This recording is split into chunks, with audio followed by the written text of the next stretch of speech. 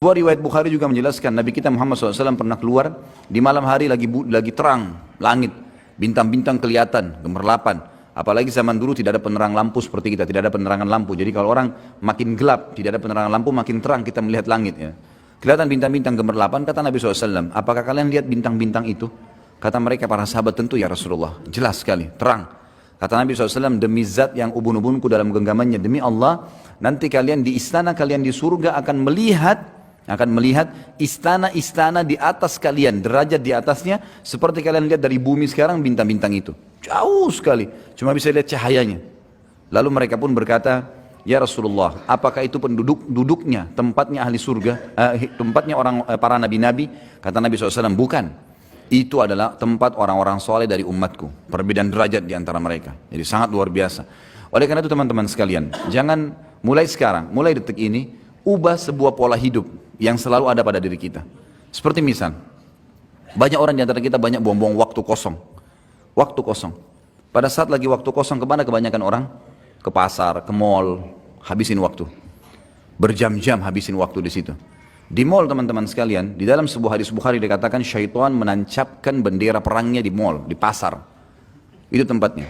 Dan kata Nabi SAW, makin tanda-tanda hari kiamat adalah banyaknya pasar bersebelahan. Banyak. Antum bukan tidak boleh masuk pasar, boleh masuk pasar. Tapi bukan program hidup. Jangan begitu weekend lagi libur, Sabtu Ahad, antum masukkan habisin waktu di sana. Teman-teman sekalian, coba renungi apa yang saya bilang ya. Mudah-mudahan kita bisa ambil pelajaran dari situ. Kalau weekend pun kita lagi tidak bisa, kita lagi liburan, Sabtu Ahad misalnya, kita lagi ada waktu lowong, gunakan, coba ubah sekarang pola pikirnya. Hiburan itu bukan mall, hiburan itu bukan pantai, hiburan itu bukan kolam renang. Hiburan itu bukan jalan menghabiskan waktu ke sana sini, buang-buang waktu. Tapi hiburan itu teman-teman sekalian adalah majelis ilmu. Hiburan yang sebenarnya adalah masjid.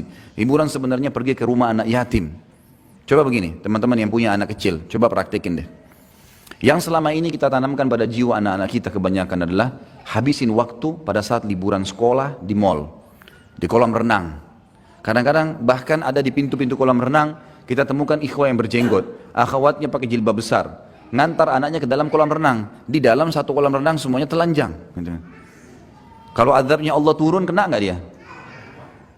Dan yang paling masalah adalah bagaimana kita menanamkan pendidikan itu pada anak-anak. Dia akan tertanam di benaknya, oh kalau saya liburan kolam renang, oh kalau saya liburan ke mall. Daripada antum habisin uang 1 juta, 2 juta, banyak orang begitu saya temukan, habisin sudah hanya mainin anak-anaknya, mainan putar-putar, ngeng ribut. Sebentar naik ayah mau ini, ibu mau ini, gonta-ganti itu, habis percuma. Coba pakai pola ini. Uang yang 1 juta yang antum gunakan untuk habisin waktu tamasya, coba beli beras setengah kilo, bungkusin, bawa anak-anak di mobil, di kendaraan antum lalu bilang, nak, ayah sama ibu mau bawa kamu ke tempat yang paling menyenangkan. Apa itu ayah? Apa itu bu? Mall? Nanti lihat aja sendiri. Bawa ke panti asuhan. Begitu masuk parkir panti asuhan, mereka akan tanya, apa ini? Nanti kamu akan tahu nak, turun, jangan buru-buru. Masuk sampaikan kepada ketua panti asuhan, saya lagi bawa bantuan buat anak-anak yatim di sini, dan saya mau didik anak saya supaya membagikan makanan kepada mereka. Tolong dikumpulin semua, kumpulin. Kemudian bilang, nak, tunjuk. Ini anak-anak yatim sekarang. Yatim itu artinya tidak ada ayahnya. Lihat bagaimana ngumpul mereka di satu tempat seperti ini. Makanan pun mereka makan rame-rame. Mereka tidak bisa minta lebih kalau sudah habis.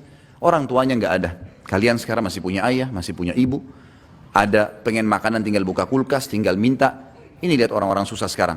Lalu kemudian ini ayah dan ibu sudah siapin bagian-bagian ini, paket. Kalian yang bagiin, suruh bagiin. Bagiin ke anak-anak yatim itu, biar mereka bagi ke anak-anak yatim itu. Kemudian suruh anak-anak yatim itu cerita, bagaimana rasanya tidak punya ayah, bagaimana rasanya tidak punya ibu. Dengan bahasa mereka, anak yatim kepada anak-anak kita. Saya jamin teman-teman sekalian, setelah pulang dari situ anak antum jadi orang baik sampai mati. Karena program hidupnya sekarang adalah bantu orang susah. Ada teman saya, sampai sekarang, subhanallah, dia jalankan setiap minggu. Setiap minggu, begitu anaknya sudah libur Sabtu Ahad, masuk ke pelosok-pelosok Jawa Tengah, Jawa Barat, Jawa Tengah, sampai ke Jawa Timur. Naik mobil, sekeluarga, dia, istrinya sama anak-anaknya saja. Bawa paket beras, gula, setiap minggu. Penuh mobilnya di belakang. Dan dia bilang, subhanallah, dia bilang sama teman dekat saya. Dia bilang, subhanallah, semenjak saya lakukan program ini, gak pernah susah rezeki saya. Ada saja datang. Saya masuk terus saya bawa bagi-bagiin, suruh anak-anak saya difoto-foto sama dia. Ada orang yang rumahnya sudah mau rubuh, ada orang anak tidak bisa sekolah karena nggak ada baju sekolahnya, ada yang nggak ada sepatunya dan seterusnya. Akhirnya jadi sebuah program hidup. Anak-anaknya sekarang setiap kali mau tiba hari Sabtu, mereka sudah bilang, ayah tolong beliin duit, kasih duit, beliin pensil, beliin pulpen. Ditanya untuk apa nak? Untuk kasih teman-teman saya di kampung yang kita mau datangin. Setiap minggu dia pindah-pindah kampung tuh, didata sama dia sampai dia punya data ribuan orang miskin, orang muslim yang tidak ada pernah orang datang bawa bantuan ke sana. Dan anak-anaknya dari kecil sudah dilatih seperti itu. Sekarang anak-anaknya sudah mulai ada yang balik. Program hidupnya adalah kalau susah, kalau liburan pasti ke tempat-tempat ini, tempat-tempat seperti ini. Kira-kira mana yang lebih bermanfaat teman-teman sekalian? Dibawa ke panti asuhan yang mungkin orang anggap remeh seperti tadi, dengan antum bawa ke mall yang habisin waktu. Bayangkan mall itu selama antum di sana 5 jam musik terus, non-stop, dan musik haram. Yang kedua, berapa banyak orang yang terbuka auratnya? Nah, 1-2 orang saja antum wajib pungkiri, apalagi kalau 100 orang yang kita lewatin. Belum transaksi yang ada di sana, transaksi ribawi. Berapa banyak transaksi ribawi? Bukankah banyak di sana transaksi ribawi?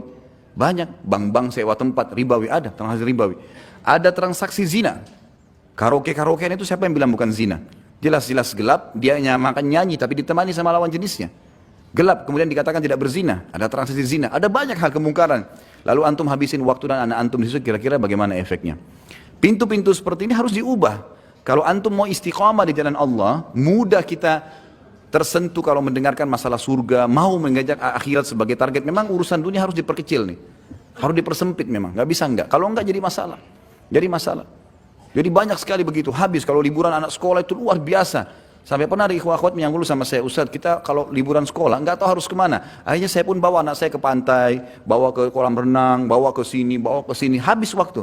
Terus saya kasih pemikiran, kenapa nggak dibawa ke panti asuhan? Kenapa nggak dibawa ke majelis ilmu? Kenapa di benak kita selalu majelis ilmu seperti ini hanya untuk orang tua?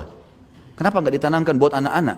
Sebagaimana kita bisa rasakan nyaman ilmu ada, kenapa nggak dibawa anak-anak biar dengar? Misal contoh, kan gitu. Kita ubah sekarang persepsi untuk itu. Karena memang kalau mau jadi ahli surga seperti itu teman-teman sekalian. Memang harus betul-betul menyempitkan urusan yang bisa membuat kita lalai dari surga. Bahkan bahaya dekat dengan neraka. Contoh saja program sederhana. Saya kadang-kadang kalau ke masjid saya bawa anak-anak saya. Kadang-kadang anak perempuan saya pun ikut. Pada saat masuk masjid ada celengan, saya kasih duit. Ini nak, masukin ke sana. Mereka kasih. Untuk apa abati? Dipanggil saya abati. Abati itu ayah sayang gitu. Saya bilang taruh dulu, masukin. Mereka masukin. Begitu mereka kembali, saya bilang ini masjid, nak, rumahnya Allah. Itu kotak amal untuk kegiatan masjid. Biasakan kalian menyumbang. Masih kecil, 2 tahun, 3 tahun, 4 tahun, 5 tahun, anak-anak saya alhamdulillah, maka ikut. Akhirnya mereka bicara sama saya. Kalau masuk masjid, berarti minta duitnya mau kasih celengan. Baik ini, kasih. Kalau lagi jalan, ada orang miskin lewat. Saya panggil. Lalu saya bilang sama mereka, orang itu mendekat mobil dikasih, ini kasih. Atau saya kasih mereka uang, ini uang, buka jendela kalian kasih dari sana. Kok dikasih tadi orang itu? Lihat orang itu bajunya, lihat susahnya hidup mereka. Kalau kita membantu orang susah, maka kita akan mendapatkan karunia Allah. Kata Nabi SAW, sesungguhnya kalian diberikan rezeki justru karena orang-orang susah di antara kalian. Maka setiap saya naik mobil, kalau anak-anak saya lihat orang susah, mereka tunjuk, itu abadi orang susah tuh. Tunjuk, itu orang susah, berhenti. Baik, kasih sumbangan. Jadi tertanam dalam benak mereka itu. Kalau saya telepon, lagi keluar, kemudian saya telepon tanya kabar mereka, yang saya tanya, sudah sholat atau belum nak? Pertanyaan yang penting, sholat dulu, bukan sudah makan atau belum, sudah sholat belum nak? Keluar jangan lupa tutup aurat. Hari ini sudah hafal surah apa nak? Oh surah ini abadi, baik, berarti mau dengar, coba baca deh. Baca mereka semangat, karena orang tuanya selalu tanya. Jadi itu yang kita hidupkan dalam suasana mereka. Kalau ini, antum sedang mencetak kader-kader Rabbani. Ini yang dekat dengan Allah SWT dan ini menjadi aset amal jariah. Daripada kita buang-buang waktu, kita sendiri buang waktu, anak istri juga buang waktu, nggak ada gunanya. Nggak ada manfaatnya. Saya bicarakan dengan istri saya, kalau sesuatu yang penting mendesak baru masuk ke mall. Kalau tidak, jangan. Kalau darurat sekali baru. Bukan tidak boleh ya, tapi kalau darurat. Tapi kalau tidak, untuk apa habisin waktu? Seperti nanti kalau Ramadan tiba, ada orang habisin waktu. Dari pagi sampai tunggu buka puasa. Kenapa ini? Ada orang tidur dari pagi sampai menjelang buka puasa, cuma bangun sholat tidur lagi. Ini puasanya cuma setengah jam.